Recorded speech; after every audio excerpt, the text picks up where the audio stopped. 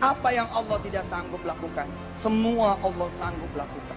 Bahkan Allah bisa memiskinkan yang kaya, bukan cuma mengayakan yang miskin. Jangan ragu dan jangan kemudian rendah diri. Jangan sombong, tapi juga jangan putus asa. Allah bisa membuat orang-orang yang hina menjadi mulia, yang bukan siapa-siapa kemudian menjadi orang yang dimuliakan Allah. Itu semua Allah bisa. Badi'us samawati wal ardh wa idza qada amran fa innama yaqulu lahu kun fayakun. Siapa yang punya kalimat itu? Siapa? Allah. Duit nggak punya kalimat itu, harta nggak punya kalimat itu, nasab nggak punya kalimat itu. Yang punya itu kalimat Allah.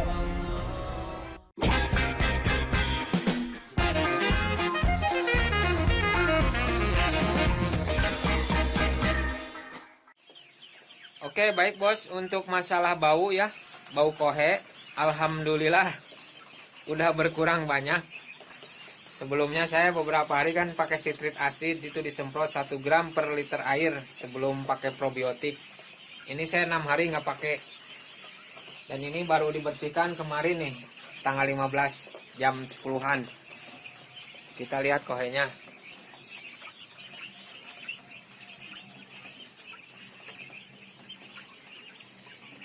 Alhamdulillah. Ini ada yang lembek juga.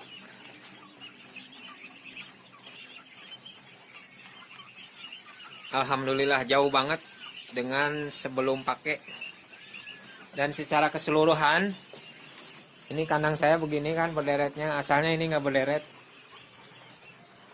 Nah itu, ini pintu masuk ke ruang tengah.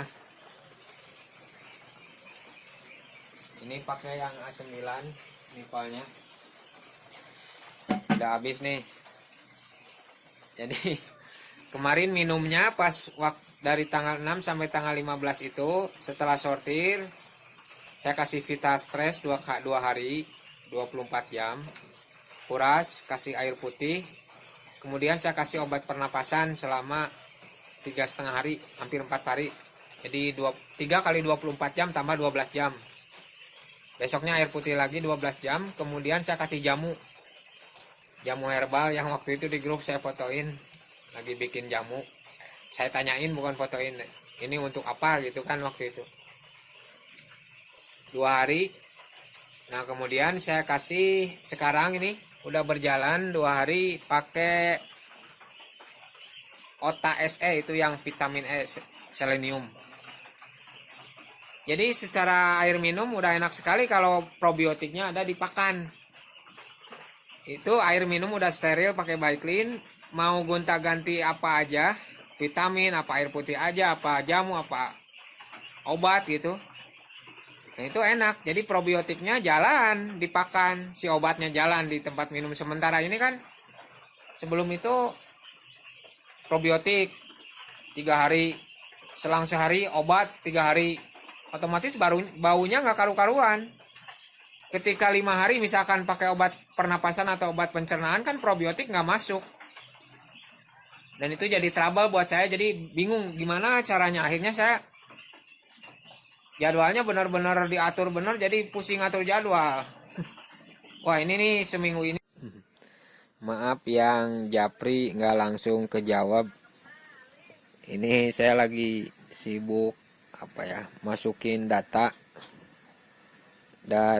dari penelitian lah, anggap misalkan pakan yang pakai probiotik dan tidak. Ini nanti saya harus laporan ke Mas Ivan Bokde Farm. Mungkin nanti sore selesai ini, keselang dulu, harus ngurus DOK dulu. Maaf yang Japri nggak bisa langsung ke. Ya baik, assalamualaikum warahmatullahi wabarakatuh. Sudah seminggu berlalu dari saya meracik pakan, kemudian saya tambah dengan probiotik dan prebiotik punya Mbok Devam. Sebelumnya saya udah janji mau mereview. Di sini saya fair aja ya, Mas. Punten, saya bicara apa adanya aja karena saya selalu bicara berdasarkan data ini. Ini data saya, catatan saya selama setahun nih. Dengan perlakuan apa, ini sebetulnya intinya udah ada di benak saya semua, cuman ini informasinya udah saya catat. Jadi sekali waktu perlu saya bisa review dari mulai masuk kandang, beli pulet, pakai pakan apa, pakai minum apa, kematiannya apa, produksinya gimana. Jadi saya ada datanya semua. Nah, khusus untuk probiotik dan prebiotik ini saya review hasil selama 10 hari. Jadi waktu 2 minggu lalu itu saya melakukan sortir ya untuk yang puyuh kelompok kedua punya saya ini usianya udah setahun lebih, udah 17 bulan, dan yang usia 4 bulan sekarang ini saya lingkari. Jadi ada 1, 2, 3 kelompok. Ini yang 2 kelompok sortiran beda usia, yang ini udah setahun lebih, yang ini 10 bulan sampai 11 bulan, dan yang ini yang baru 4 bulan. Jadi ini data produksi telurnya, kemudian ada data kematiannya juga. Terus kemudian ada jumlah konsumsi pakan. Jadi ini saya data sebelum pakai. Nah, yang waktu itu saya hari pertama screenshot, dan ini yang udah pakai. Ini data pakannya.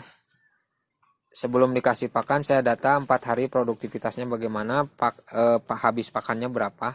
Jadi ini saya pemberian 1000 gram, sisanya tiap kotak dihitung tiap hari, 1 hari, 2 hari, 3 hari, 4 hari. Itu masing-masing kotak, misalkan C1, 2, 3, 4, C1 berapa sisanya. Jadi selama 24 jam pemberian 1000 gram. Dan ini setelah pakai probiotiknya Bode. 1, 2, 3, 4, 5, 6 sama ini nih. Jadi udah penuh terpisah. Jadi data penghasilan telurnya berapa ada, data sisa pakan yang dikonsumsi ada berapa. Nah, tapi ini saya rangkum semua dalam satu, karena ini kan untuk semua usia ya. Ini saya udah punya 8 kelompok sebetulnya.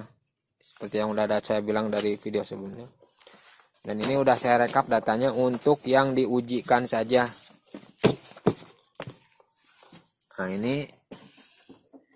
yang ini 1, 2, 3, 4 hari pakan tanpa probiotik yang dari MDF. Yang ini pakan pakai prebiotik dan probiotik MDF. Ini saya garis tengah.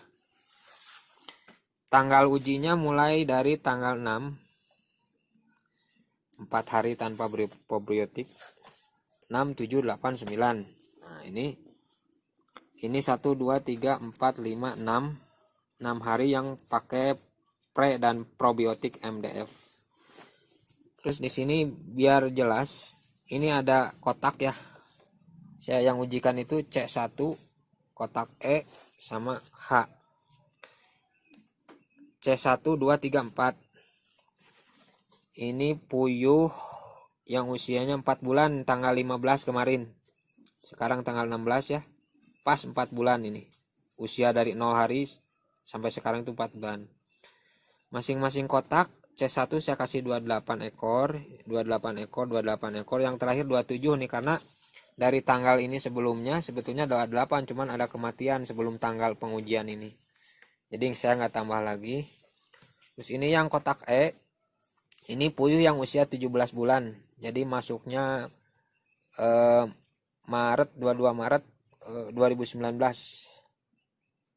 Nah, cuman ini yang di cakra ini kotak pakannya susah kalau mau dikuras. Jadi saya nggak ujikan, cuman hasil telurnya ada.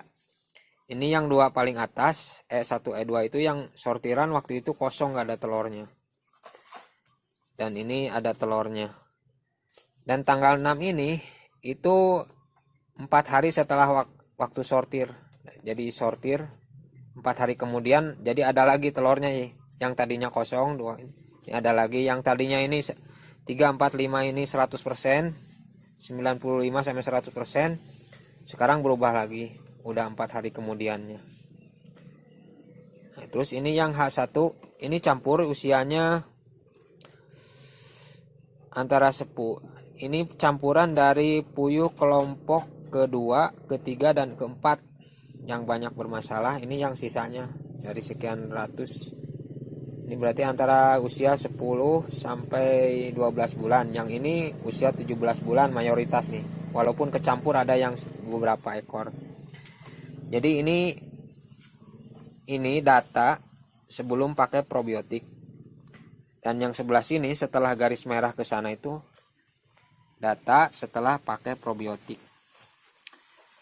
Kalau dari segi konsumsi pakan seperti data yang tadi yang masih belum direkap ke sini. Jadi dituliskan sisanya. Nah, kalau di sini saya masukin pakan, ini kodenya P. Ini habis 870 gram. Nah, telurnya 24 butir. Ini satu hari ya. Hari berikutnya pakan sekian, telur sekian. Terus gitu, jadi 4 tanggal. Yang ini juga sama. Sisa pakannya 150, berarti dia konsumsi 850 gram dalam 24 jam itu. Dengan populasi 28 tadi ya. Nah ini kalau menurut secara data konsumsi angkanya, ini kan saya kuras nih. Jadi sore jam 4:30 itu saya kuras dulu. Lalu isi. Hari pertama itu 1000 gram. Tapi karena penuh hari kedua isinya 600 gram sore.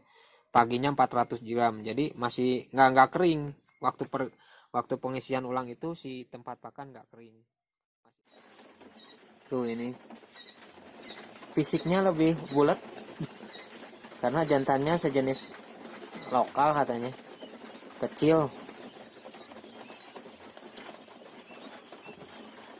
Ini harusnya mesin tetes yang dipakai buat netesin yang saya tunggu telur fertilnya dari Bang Jen.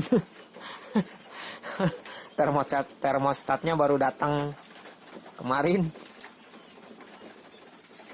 Jadi saya nggak pakai dulu nih, pakai ini dulu. Sementara yang ini udah. Oke, baik. Kita udah punya satu drum sekitar 120 liter. Nah, ini yang reguler 1 liter. Kalau satu tutup botol, coba kita cek berapa mili.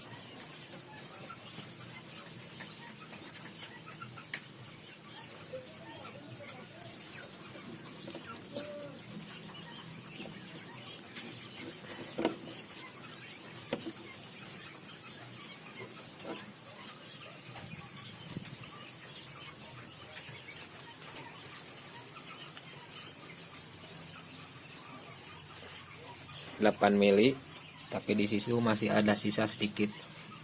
Jadi satu tutup botol ini sekitar 10 mili, cukup untuk 120 liter. Aman.